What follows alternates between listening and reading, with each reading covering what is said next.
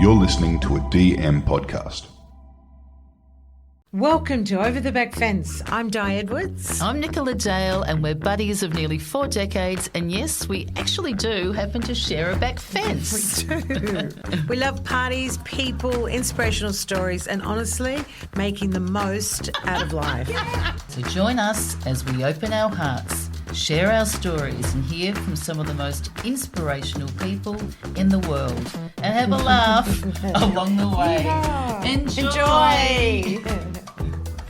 Hey, Over the Back Fences. We're going to let you know that this episode's brought to you by AIR, and our AIR for women is EIR, not AIR. Now, they're experts in natural hormonal health for women over 40. Yeah, their products, they're designed to support energy, which we love that. Mood, sleep, Love and that. more, helping you feel your best. Oh, what more could you want? We want and that. honestly, we've both been using them now officially for 3 months. We will not promote something we haven't used, and we've noticed the difference. Absolutely, we love it. So just use the code OTBF15 at checkout for an exclusive Backfencer listening discount at airwomen.com.au. So and that's 15% off, isn't it? 15%. That's great. No, that's really good. And that's eirwomen.com.au. Go get onto it. Yahoo, and have your best life. Nicholas, here we are. Yay! We love the start of a new week. We love coming to the studio. Tell me what's the world of Dido been doing? I just said to Nicola how much we love bringing all these exciting guests to you. We really do. It's in our DNA. If you don't know that now, you never will. Well, look, no, I've had a great week, but let's start with yours. You were at... I've done a few things this week. It's been really fun, and we all love Erin Molan. Who's on Sky News. She's got her own show. Sky News and radio too. And radio, and she's been everywhere. She's in fashion as well too, and she's got her own brand called Honey and Bow. So I was lucky enough, and I went with my daughter, and I had a new dress, and that was really fun. That was great. And then I went... She's coming on the potty too. She's coming on the potty. We love Erin, and you know who's been on the potty as well too is Catherine Mahoney. Love Catherine. And she did a one-woman show called I'll Show You Mine. What was that last year? She was on. So tune in, guys. Actually, she was season 1. Yep, and season 1. Currently between husbands. So it's really funny, that potty. I remember laughing myself to death, honestly. And talk about other guests, Didi. Yes. We've had Lisa Walker, season 2. That was a great potty. I Wasn't remember that good? Really, the year of yes. And her husband passed away. And then she turned things around and going, I'm going to take yes, and it's all about wellness and goodness. And then, she talked about her product, Air. And which is EIR. And it's so good. So this month being our Christmas month, counting down, we're actually going to do a celebration. So keep on listening, guys, because we've got some good giveaways. Yeah. I think we were just chatting about our week, and I went to a fabulous lunch on the weekend, and it just happened to be in Double Bay. And years ago, my sister had a store there, and it was fascinating. I worked in there for a year, and I never got over the amount of women that would come into the store who would look in the mirror when they were trying the most magnificent dresses on, and I could tell that they hated their bodies, that they were in pain, even though I saw this beauty before my eyes. And they were, oh no, I'm too fat, and I'm too this, I'm too ugly, and I'd always say, I'd override them and go, you're beautiful. Come outside and have a really good look at yourself. So I guess what I'm trying to say, I was in Double Bay, and I actually thought of those moments, and we've got an amazing guest coming up now. It's all about the body image movement. Oh, I know, and how you can just turn that round, and she's certainly one to turn that around too. So we are so honoured, everybody, too. We have got the Australian of the Year 2023, Taryn... You're going to love it. Brumfitt coming on next. So tune in. Enjoy, guys. Enjoy. Welcome, Taryn Brumfitt, Australian of the Year 2023, founder of the Body Image Movement and director of the most inspiring documentaries Embrace and Embrace Kids. Taryn is fiercely passionate advocate for social change. Her mission is to empower self-love and transform the way we talk about body image. And she has reached more than 200 million people worldwide. Wowza. So we are so thrilled to have you join us at the Back Fence. Welcome, Taryn. Welcome, Taryn. Why, thank you. What a being so welcoming and warm. It's funny, I was just saying to Taryn before we went on air, I just said, It's been such a joy to read your story. It's so refreshing, so inspiring, and that's everything that our podcast actually stands for. So where you start with such a remarkable career that you've had to date, with all your inspiring people throughout the world, I think possibly a good way to start is the quest to end global body hating. Where did that start? Can you start to just unpack that for us and take us on that journey? Yeah, sure. So, I mean, I accidentally fell into this world of body image about 11 years ago. So I was hating my body. I just had 3 children in, under 4 years, and I didn't like how my body had changed. I wanted to get it fixed. So I went to the surgeon, was going to get a breast augmentation and a tummy tuck. And then I had this epiphany just after that appointment, which was I was watching my daughter Michaela play, and I thought, how am I going to teach Michaela to embrace her body if I can't embrace mine? And it's always really important for me to say up the front, for those people who are listening who are like, I've had surgery or I get Botox, I don't care what you do with your body, because there's no room for judgment in this body image movement. So your body, your rules, my body, my rules. But for me, I couldn't go ahead with the surgery. So I cancelled it. And you know how you never say never? The more decades that you live, you just don't know where life's going to take you. But I said to my trainer, I hate my body and I'm not going to have surgery. She said, why don't you enter a bodybuilding competition? I was like, I am not doing that. And before I knew it, I was eating lots of chicken and broccoli and in the perfect bikini body that I had so desired for so many years.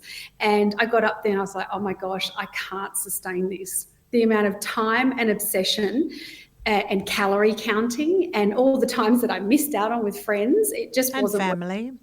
And family, absolutely. I mean, I was such a distracted mum because all I was focused on was how my body looked. And so it was a really great lesson to think where I ended up, which was in the perfect body that I thought would make me happy, and it didn't. And I guess from that moment, I sort of got off stage, went back to moving my body in a way that was less about punishment and more about pleasure and enjoying moving my body and eating foods that fueled me to have lots of energy, not weighing them or calorie counting. And I just found this peace with my body in that process. And then that's when it sort of turned into a non-traditional before and after photograph that went incredibly viral, and, gazillion people saw it, made headline news around the world. Because you know how we normally see a before and after and there's a woman or a man in a larger body. Yeah. And it's really sad. And then they lose weight and miraculously they become happy. And I was just like, no, I'm going to call BS on this. This is just not the full story we're telling. Don't you love it? I know. I just love that. And where did you get that inner drive to do that? Because, I mean, look, it takes courage, I guess, to put a photo up of anything, but to do sort of something in reverse and, a photo of yourself in a bikini and then a photo of yourself when, you weren't in the so-called society perfect body, but you felt happier. What gave you the courage, 2013, back to go, look, shoot, I don't care, I'm just going to do it? I mean, had I known what was going to happen. Yeah. And what did happen? Tell us about what happened. Well, I mean, look, it didn't take courage because I didn't really think it through. All I was thinking about was some friends who were struggling with their body image. And I was raised in a family where my dad always said, like, if you know something that can help other people, it's your duty and it's your responsibility.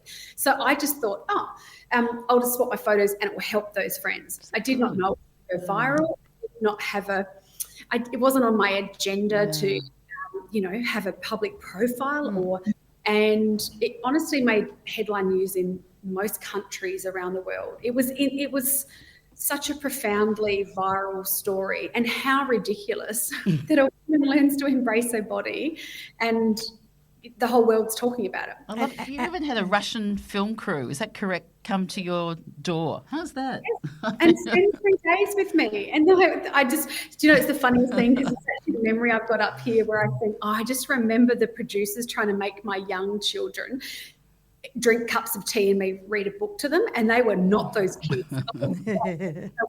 What you think you're going to get from this family, you're not.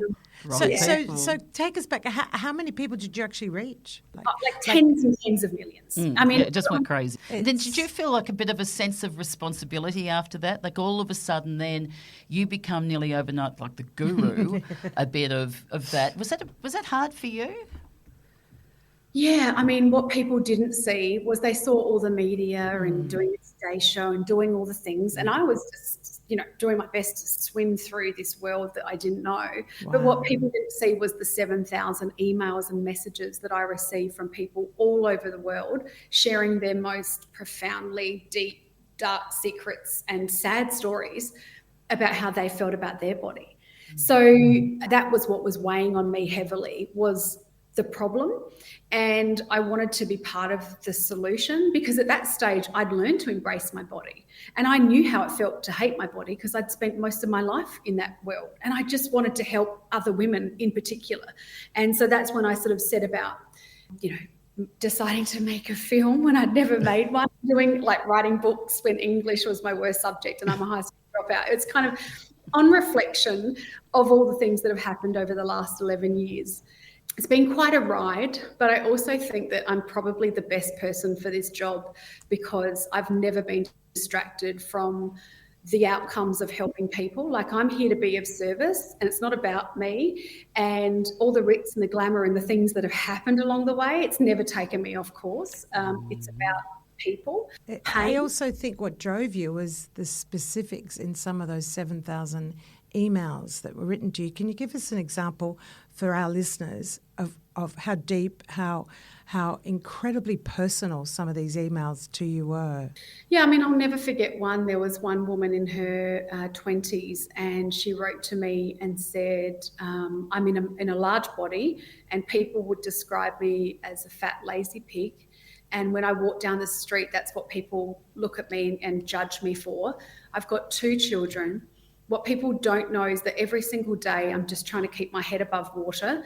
I was abused when I was a child, and I've overeaten my whole life, and every day I just try and stay alive mentally. And and she'd never shared that story with anyone. And it just, to think that she'd carried that story and her pain and her shame and the way that she felt about her body, like, people don't know the full picture of what people are going through. And so, yeah, that one I remember, but just largely negative stories about how much women in particular hated their body and the impact it was having on their life. Wow. And were you trying to reply to nearly everyone? It's a good question, because I thought that actually. Because I was thinking, how do you I was thinking that. And you're a mum of 3 kids, like, busy enough as it is. Here's a sausage. I've just got to do another email over here. Like, really. So you've become counsellor overnight as well. I mean, talk about the hats that you've worn. Well, the burden of the overeating world, seriously. Yeah, incredible. And then you go, so tell us then about, there's so many congratulations there, but also to sort of think, right, I'm going to do a movie, and you're saying, English wasn't your favourite subject, your best subject there, but then also to raise money to do that. All those things are big things. Huge. But you do it. Like, it's exactly, to show people who sort of go, well, I can't do this. Well, I guess, you're such a good example, because it's like, if you can, why can't nearly sort of someone else? And it's so good that you do that and show people. Yeah, I mean, I think sometimes, something like this, I was really propelled forward by the amount of trauma and the sad stories. Like, I just didn't want people to feel that way. And yes, look, it's taken at times a lot of courage and a lot of backing myself. I think that's what it comes down to. I've set out to, on Kickstarter, raise $200,000. We did that on day 12 of a 60-day campaign, went on to raise $331,000. And I was doing I had T-shirts, and I would go on planes, and I'd get the hosties. There you go. I hosted for 30 years. Well, they're up in the air at 35,000 feet with me, and I'm on a campaign, and I'm like, could you just put these T-shirts on and get a snap? I mean, I did everything, and lost probably dignity left, right, and centre. I kept my eye on the prize, which was, how are we going to affect change and help these people? But it hasn't come without its setbacks and personal costs as well along the way, but it's all been worth it. You can't help but say, like, in the maze of this body image movement, you've got 3 children, you had a broken marriage, there's looking after Taryn, for example, number one. Like, hopefully you put your oxygen mask on and look after everyone next. Sometimes it doesn't work that way, though. Like, what's in your survival kit that you use to survive all of that? Well, sleep is always my non-negotiable. And as I go through perimenopause, I'm like, hang on, sleep is my non-negotiable. I don't know how I feel about this. But I always prioritise sleep, and I always nourish my body really well with foods that give me lots of fuel. And I always prioritise moving my body in ways that I want to. So I'm not a slave to a routine. I get up every day and I think, what do I feel like doing today? And I think that's been one of the biggest gifts. And I think it's actually quite a dysfunctional relationship that lots of Aussies have with exercise. They think it's something they have to do or something being done to them. And I think that we forget that there's just such an array of different ways that we can choose to move our bodies. And there's no denying what happens when we do that endorphin rush, or we get time to ourselves, or we're swimming and we just feel good, or we're in nature and we feel lighter. Like I hope in all the talks and all the things that I've put front and centre with this movement, one of those things is moving our bodies is so important. And so... And what do you do? What do you enjoy to do to move your body? Yeah, I mean, I still lift weights twice a week, and I enjoy that. I think it's important for women as we're getting older to be strong as well. So do weightlifting and definitely hiking in nature. I just recently lost my schnauzer, my dog. I'm so sorry. So I'm so used to hiking with him, but I haven't been able to hike yet.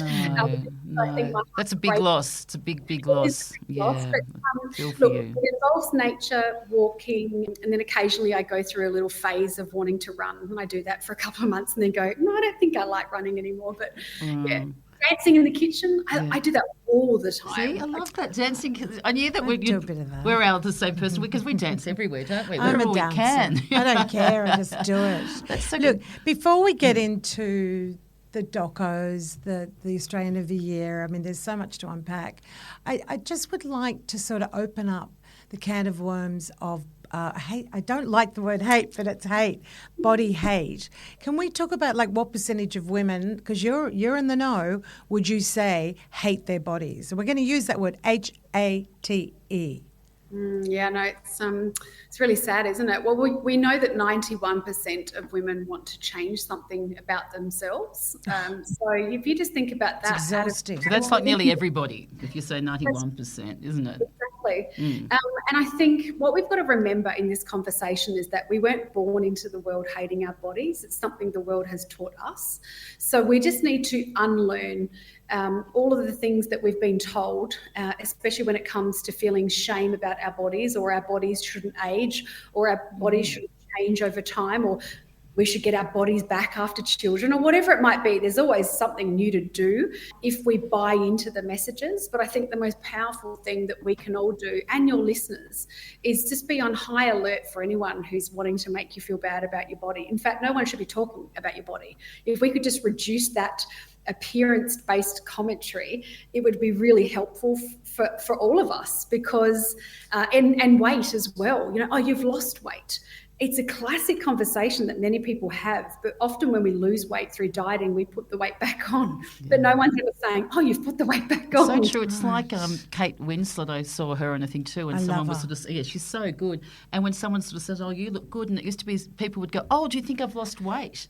And it's like, absolutely not, you know, like that. So it just shouldn't be at all about that. But that's sort of where you're sort of saying how I was like nearly taught to sort of think that way. But what's a good response to sort of someone who does sort of say, oh, you know, there's a bit of muffin top there, or, you know, the jeans, you know, a little bit tight or something, or, you know, do you, what would you respond back, or, you know, ignore it, or what do you do? Oh, I don't know if I can say it on air. Someone can say anything. Anything goes at the back fence. That's great. That's so good. Can you imagine someone saying that to me, given what I do? I can't. You know, people saying things about other people's commentary, especially when it's negative, it's just so unnecessary. Yes. And it has such a big impact. And I've met so many women, you know, a decade either side of what I am now, and they had comments that were made to them when they were young that they've still carried through decade after decade in their life. I think we need to be really careful with our words and what we say to one another, because it has an impact. And the mirror, don't you love it when you look in the mirror and producer, my beautiful Nicola next to me, including you, we've all been there. You look in the mirror and you go, oh, I didn't notice that wrinkle. I might have put a bit of weight.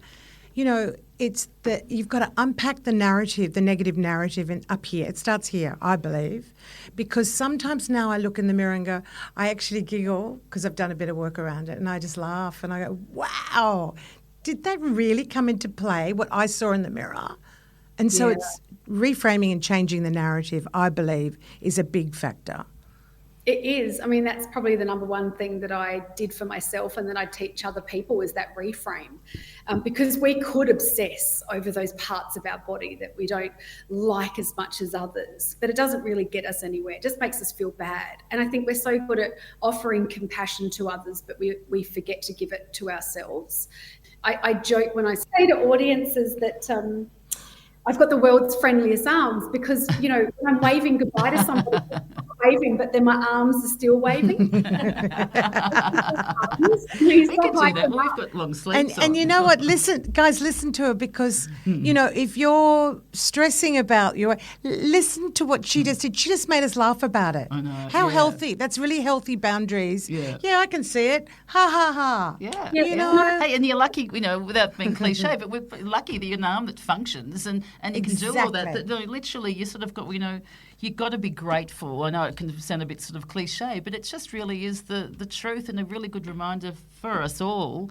It's, yes, we can have a laugh, but the reframe is I can hug my kids. And you know how you say, it's a cliche? I don't think it actually is. Good, yeah. I actually think that we've forgotten how in awe of our bodies we should be for all the things that they do. How we love, how we dance, how we move, how we digest, how we get a cut and it heals. Like our bodies they're pretty miraculous without all the cliches. So I think anyone who's listening who struggles, find the part of the body that you struggle with and find the reframe, because I think that's where the power is.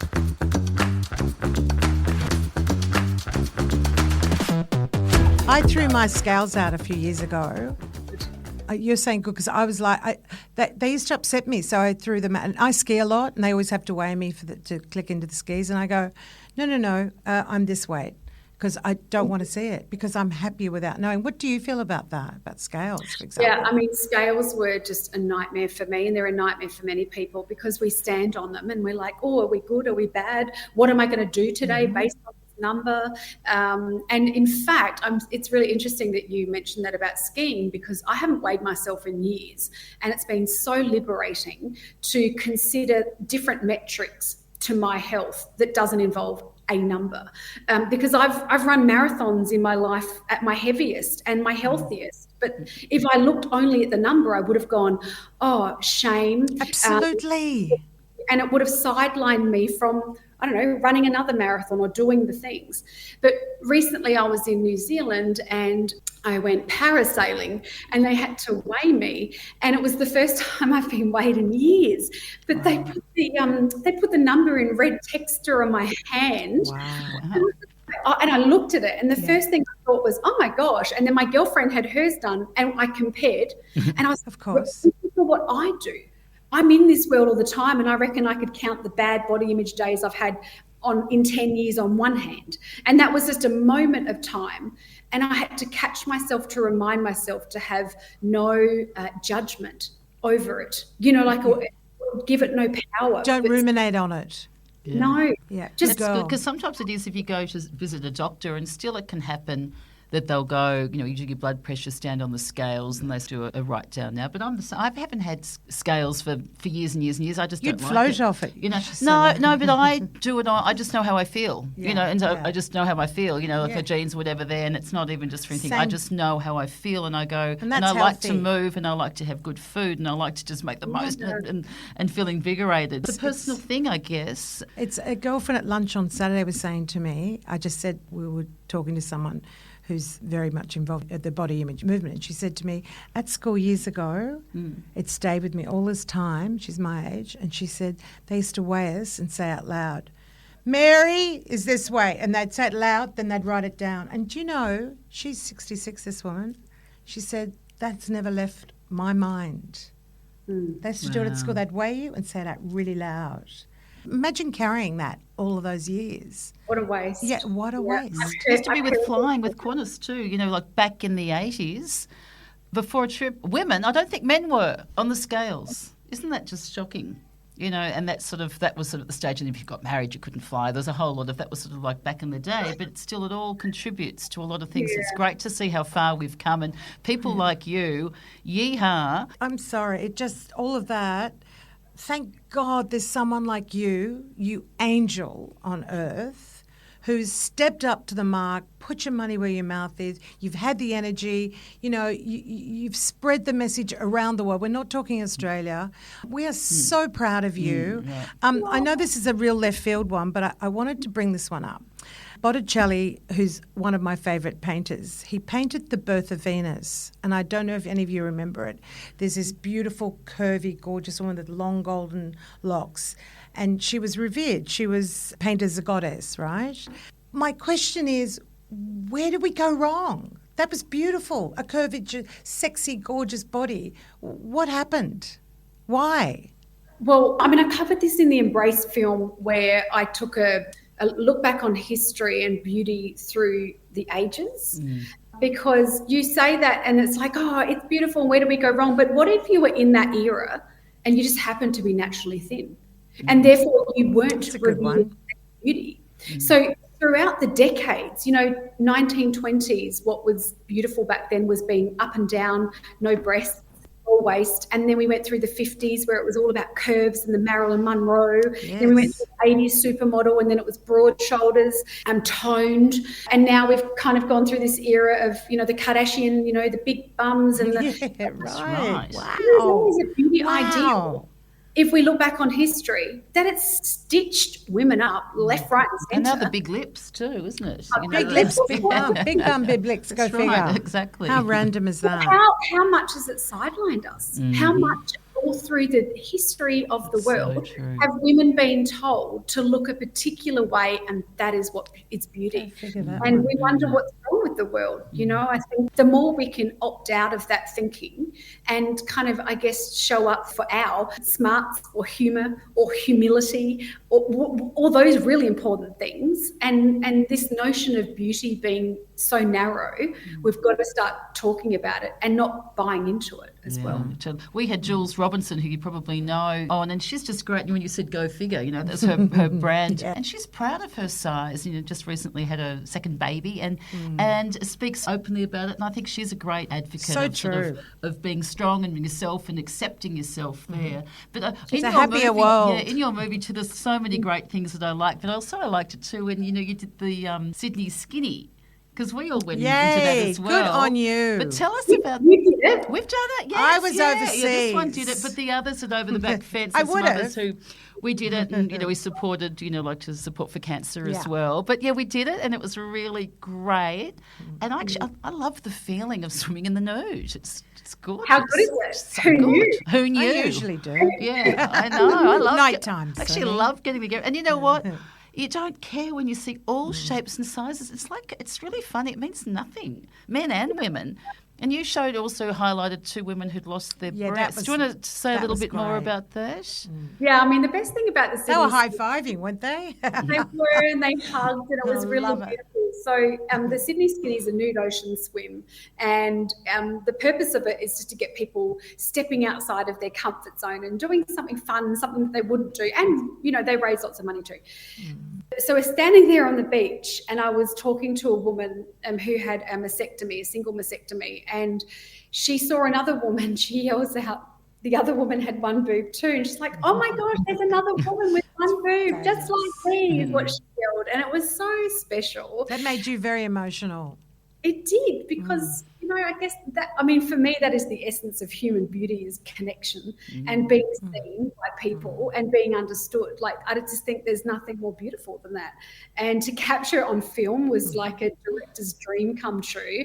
And I've had a few friends actually, even in recent times, have go through a mastectomy, and I've reminded them, like, go and see the joy in these women who have had a mastectomy, and just know that it's possible. Like, I don't know what your journey is going to be like for you, but know that it's possible to embrace your body, even with something that you think, oh my gosh, I couldn't embrace it. But they have, and they did, and it was very special. I love the film, by the way, Embrace. I saw bits and pieces over the years, but last night I sat down and watched it from word to go, and it blew me away. So for the listeners, I think it was on Stan, I found it. You know, it's not even so much about the body movement for me. It was this beautiful flow of self-acceptance. And I know a lot of people will say, oh yeah, I've heard that before, self-love. But ultimately, that's where we're heading. It's about self-worth, self-value, self-love. To me, I got that out of the film. And I think once you build those tools, I believe you head down the road of happiness, and you do move and you do unplug those negative thoughts. Yeah, and it's harder for those negative messages to infiltrate. And I guess that's why I love the work of Embrace, because it's you know, there's lots of different things in the Embrace world, but the philosophy is that, what you just said, building up that self-love and self-compassion, and that relationship with you where you'll back yourself and you'll be your own best friend. And I mean, that definitely sounds Pollyanna, but it's truly not. It's actually probably one of the most powerful things I've learned to do in my life is tone down that negative voice and dial up the one of kindness and compassion, and especially when it comes to our bodies, because we can be so cruel and it sidelines us. It makes us feel bad. It makes us compare our bodies to other women's. It makes us not be in the photograph. It makes us want to turn the lights off in the bedroom. It does a whole range of things that it doesn't need to, but it all starts with how we decide how we want to feel about our bodies. And I guess I just want everyone to know that it's possible. We had Dr. Kristen Neff on, who's sort of like a queen of, you know, self-compassion and self-love, and, you know, has taught so many people over the years there. And what are your tools when someone is still feeling flattened down? They've looked in the mirror and they're feeling awful with themselves, and they can't really find it in them to be going self-love. I don't really love myself. You know, is there some sort of simple thing that you would suggest? Because I'm sure there's probably people listening right now who's going, well, you know, it's okay, I'm still feeling like rubbish. Well, they haven't done enough. Yeah. They just keep looking in the mirror. You know?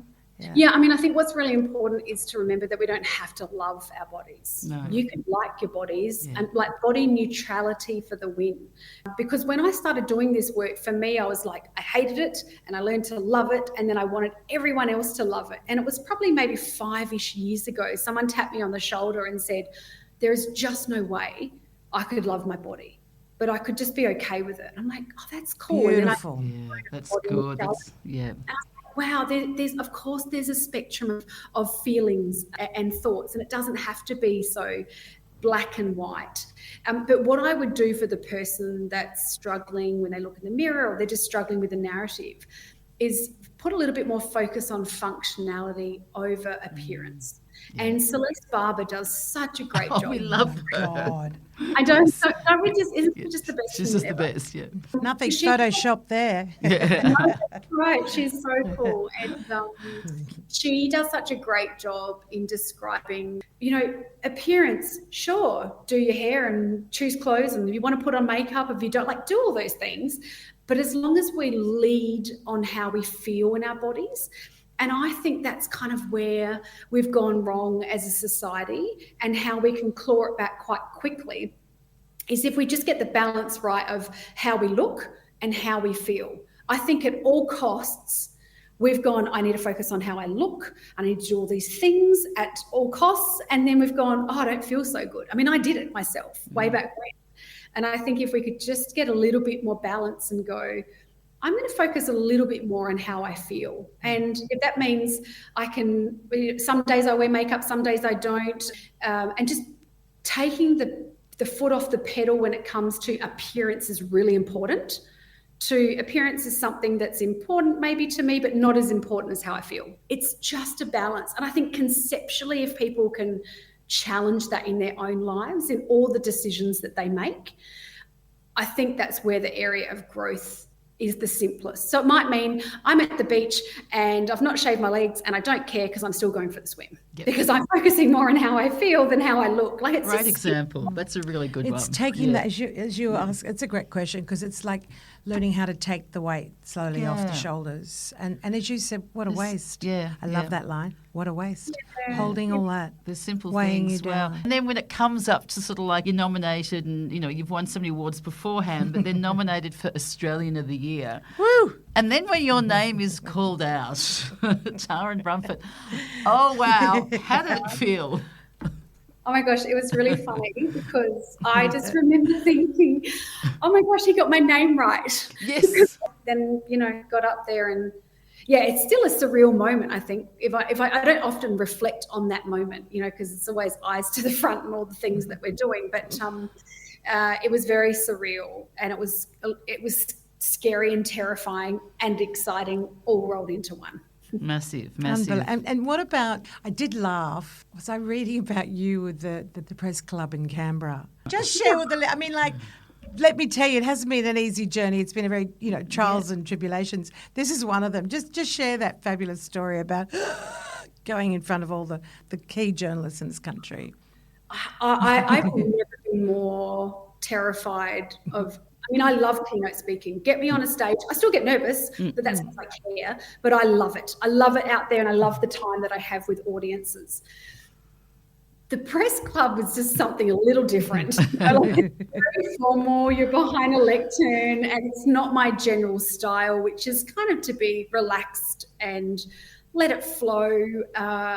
It was really tough mentally to get my head around that one. And I'd just gotten back from the White House 2 days before. Oh, we'll just throw that in, folks. Yes. We'll get on to that one. That's incredible. Well, that's a whole thing in itself. Yeah, Tell me about we're going on to that one. We'll move on to that one, yeah. And jet lag, and then get up on stage. And all I remember was surviving, not mucking up, and then finding myself like the first scooter in Canberra and just scooting around at night, just trying to get all that adrenaline out of my body. But I survived. You survived. Well done. The tough questions, and also criticism as well. It's tough because other people have the assumption of going, well, or maybe it's they don't sort of see it maybe as important as sort of something else. Whereas really, like, what's more important than your body?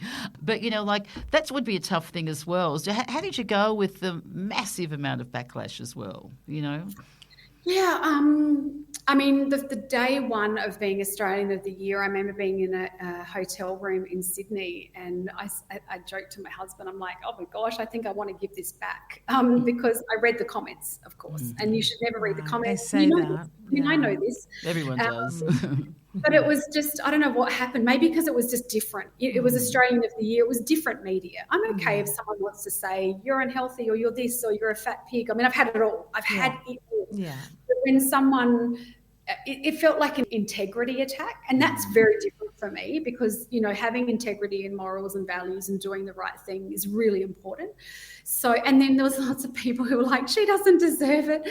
And I had to really quickly adopt the Steve Martin quote that I have lived by in my life and my career. And that is, be so good, they can't ignore you. And that's what I set out to do. And we reached 1 million children in that year. And we've just had our evaluations come back from Flinders University to show the impact of the work that we've created and disseminated and reached 1 million children with. So I just had to hold on at the beginning and go, the time will come where, you will feel more at peace with what they're saying. And, there's a couple of journos that I still want to circle back. I'm sure. Yeah, I'm sure. I can understand. But I don't know whether I could hold back from. I think what bothers me is it's actually less about me and it's more about women and women stepping up into leadership roles. I'm not anti-men. I'm just people. I'm for people. Mm-hmm. I love. Wow. Because that was with the Embrace Kids. And then quickly, we've got to say too, how was it? I have to say, you did look stunning. And I was about looks, but that dress that you had too at the White House, was that a real buzz for you, Taryn? Of course it was, because I got the invitation from the President of the United States to come to a state dinner at the White House. And I rang my mum immediately to tell her. She said, "Oh, Taryn, it's a scam." Oh, that's such a mum, isn't it? It's Such a a love mumsy your thing. mum. Get over it, darling, really. Oh, wow. And the people you must have met there. And then she sent the photo of her meeting Biden, and they went, it's a scam. Who did you sit next to dinner with? Did you have who was interesting at the table? For us, it was really exciting because we were sitting with the Secretary of Health, our thing. We went to the White House with books, and for us, it's around how do we get people, healthier and happier. So that was a great conversation, but it certainly was very surreal. I remember one stage, the president walked past the person I was speaking to behind them, and I was just like, oh my gosh, where even am I right now? But the highlight for me was meeting the B-52s. That was I get it. Love Shack? Is that what they say? Love Shack. Remember that song? But didn't someone think you were part of the band? Yes, someone did. I think it was like a senator or someone from the East Coast. And he comes over and he's like, "So when are you touring next?" And I was like... There's so many things we were talking forever, but a lot of times against us. But just quickly too, you've found love again, and see a lot of our listeners do at this age. Marriages have fallen over or things have happened, and how have you? Is this really true that you met your new man on Bumble on the very first swipe? Correct. Really? Go figure. At least you swiped the right way. I had trouble. Yeah. So, wowza, that's amazing. Yeah, I swiped him first, and then I had a few dates with other guys, but he was the first person I did swipe, and then we married, and he's a beautiful man. He's no doubt. Well, congratulations again. And what's that? Just for other listeners too, of like starting again, because they always scary sometimes. We've been with the childhood sweetheart with someone for so many years. Is there anything you can say to, I don't know, give someone the confidence to go, look, maybe I can give it another shot. Can put myself totally. out there. Look, love your body more. Well, I think I've been with the same guy forever. I haven't slept with him forever, and all of a sudden now I'm single, and maybe that's on the cards. I get it. Yeah. I totally get it, and I remember the feeling like it was yesterday because all I could think was, I won't go into detail, but I was like, tonight's the night. I was doing myself ready. Was, oh my gosh, he's not been with me on the journey of having 3 children, and what's he going to think of my body? And then I was like, Taryn, stop. No, I'm sorry. I'm not giving away my power to somebody else about what they think about my body. This is not okay. And I'm going to try really, it was still nerve-wracking. I hadn't been with another man for 19 years. But I thought, my gosh, if I'm going to go there, I'm going to go there, and I'm not going to get in my head. I think we need to talk to one another about how it feels. And I always say to women, we're so good, aren't we? We get to tell our tribe or our pack of women about how we're feeling. But at the end of the day, for me, it's about making a decision. How do I want to feel in this moment? Do I want to be out of my body and out of my head and thinking too much and all the things? Or do I want to be present? And it's not easy, but it's doable. But I love it. That's so good. You reframed it and you you flicked a switch. Yeah, and you turned it around. Tell us what's next for you. Tell us with your program as well, and for our listeners, what are you doing now? Thanks for mentioning that. This is really actually quite exciting for me. So, because I've been doing these really big projects like films and writing books and the charity and all the things, I've really missed working with women, directly in a group. So we've created Embrace You, which is a community of women from around the world. Seems so good. And so how do listeners join up, or what do we do if they're listening now and going, you know what, I want to be part of your tribe, because sometimes you need a cheerleader to get them going. And I think you are a great example of putting this out now for people to do. And from what I could see, certainly I thought, wow, it ticks all the boxes for me. So... Well, I look forward to seeing your name pop up. Yay. They can go to embraceyouonline.com. And once a month I pop up with content. I answer their questions throughout the month. I'm used to doing these really big projects, and this one was, I want to hear what people are saying, and I want to provide what I know about some of the solutions. So it's a beautiful growing community where I will help you learn to embrace your body and apply all the principles and strategies that I've collected over the last 11 years, and we share some of our stories too. So I want both of you there and all your listeners, because because it really is and I want to say also it's $47 US dollars a year. So it's like $70. Wow. I just wanted to make it accessible for every woman. Well, you've got the support then, I think, for a lot of people too who need that support, and you're part of a really healthy community, you know, of your mind, and you know, you might even meet some new people. But we've got we've got our questions. So do you want to shoot? Our first question is, and you can have a little moment to think about it, what makes you happy? Oh my gosh, there's so many things. I bet. Well, you can say a few. Okay, I'm just thinking, you know, I'll tell you the first thing that springs to mind is dumplings. Oh. Me too. Sorry, if you wanted a more getting hungry. I want a prawn dumpling now, actually.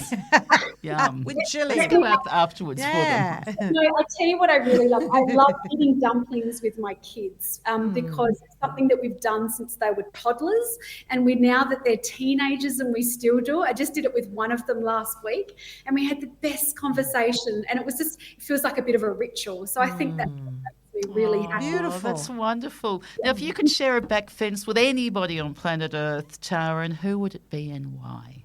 Oh, well, that's easy because I am absolutely Madonna obsessed. Oh, really? Like a virgin. Has she been involved at all in Embrace or in any right? Well, she's next up, the next film. I hope so. I mean, I would say, you know, if I was to think of the answer in a more serious way, I'd say I'd want to back fence onto the Prime Minister, because then I can get, you know, in his or her ear about all the things that we need in terms of body image and our children and all of that. So that would be helpful. Good girl. Sure. More for fun, I'd like Madonna. That's fabulous. well, look, okay, thank you so We'll much be for hanging coming on the branch listening. You know, we're really honoured having you as, you know, part of our back So fence many community. ways. And, you know, we've learnt so much. There's so much more to learn. So thank you so much for coming on. And Taryn, thank you for what you Yeah. do for women and men around the world. Honestly, when you said to me those odds of how many women, 91% have problems with hating their bodies. Well, we're changing our mindset now, and we've got Taryn at the helm. So, everyone, thank you for listening. Thank you. Don't forget to rate and review. And now, stars, we like people to give us some rating because you know how that helps. But what about Didy? Come on, we've got the Australian of the Year 2023. Is there enough? They're in nods? gold. You know. Like you're worth a million out of 5. Oh, surely. really? I think you win. I think yeah. Thanks for coming on, Taryn, and everyone. Lovely Thanks to for meet listening. you. Ciao, Take ciao. care. Bye. Very nice to meet you both. Bye. Oh my God, Nicola. I'm still trying to come down from this remarkable woman, Taryn Brumfitt. She is she stands alone. She's one of a kind. She's the most inspiring woman I've heard in years. I know. You know, all about the body image networking around the world. So relatable, so likeable, and you know, we were excited having her on. But just like after that interview too, what were some of your takeaways that you really got from that, Di? I have to honestly say, which I've thought, but she's the number one in my opinion in the field. It was about, you know, looking in the mirror and this beautiful human is before you, and all you see is hate. You hate your body. You don't like the way you smile. You don't like your eyebrows. You don't like your knees. You don't like your feet. You don't like. But as she was talking about, I love that word reframing, and it sounds complex. Yeah, sure. You reframe it. How do you do that? Whatever. But it's really simple. But we complicate things with our negative narrative. But if you unplug that, it's easier. But reframing means, I can't stand my body, but actually, you know what? I'm so lucky. And as Nicola said in the interview, you know, I don't like my big fat arms. Well, actually, I've got arms. I can achieve so much with those arms. How lucky am I? And I loved the way she talked about changing and turning the narrative. Yeah, I do too. Yeah. And you know what, also, I agreed with you fully there, Di. And I loved also, you don't have to go, oh, wow, I look amazing. It's like, I'm okay. You know, like you don't have to be, it's sort of like this self-acceptance. I'm not a Kardashian. You mightn't be, like, you know, there's some people there who are going to say, you know what, I'm never going to really, really love it. But you know what, I'm okay with it. And then there's nothing wrong, and it really is coming back to that thing of being grateful for your body that moves and that you can do those things. And even when I was sort of saying, oh, you know, it sounds a bit cliche, and she even corrected me saying it's not actually. You really need to get that. And I sort of think, wow, I'm going to live with that forever. I'm going to have that sort of mantra in my head. Yeah. Yeah. And I think for our listeners, if you can find something that you can take away from Throw the scales out. Yeah, that's true. Throw the scales out, guys. It doesn't serve you. I mean, I actually do what Nicola mentioned in the interview. I actually go to do my jeans. I go, oh, okay. Might have put a little bit of weight on. It's as simple as that, in my opinion. It's as simple as that. I go, yeah, I have been having a few desserts lately or whatever. And then I might be a little bit more conscious about it. But, you know, the other thing is as she was talking, I thought, wow, I've come a long way. I love my body. I look in the mirror and go, oh, you look great. And I think, you know, I love it in your 60s saying that to the mirror. I felt, you know, she just enhanced that. You know, I thought, I've done a lot of work around it, and I hope some of you listeners will too. If you're in that, if you're stuck in that holding pattern of negativity when you look in the mirror, because you know, as she says, and I love it. She said, I love her terminology. She uses a lot. She says, "What a waste." Yeah. And it's such a huge word, waste, because it's a waste of time. It's a waste of energy. It's a waste of beautiful thoughts in your brain capacity. It's a waste on your family. It's a waste on your life. It's a waste of every other person you run into because you're so negative about. You start with your body and it ricochets and ripples as a ripple effect on everyone around you. So she really affected me. She did. Well, she's not on it, which is great. She's affected you. She's affected millions and millions of people around the world, and for children. And I just think that she's really just doing so much good. And starting with kids is a great thing. You know, starting with the narrative around, hey, your body's beautiful. It is. You know, no matter what social media or anyone else, any magazine decides that, no, you're not. You've got to be a Kardashian, whatever that they put in front of your eyes. You are beautiful. Yeah. You have a body. You're blessed. You breathe. Just start with that. It's a good starting point. Yeah, no, go Taryn. What a good potty. You know, it really makes us feel proud. She got me. Well, Nicola, I hope the listeners enjoyed as much as we did. I'm sure they did. I certainly did. She blew us away.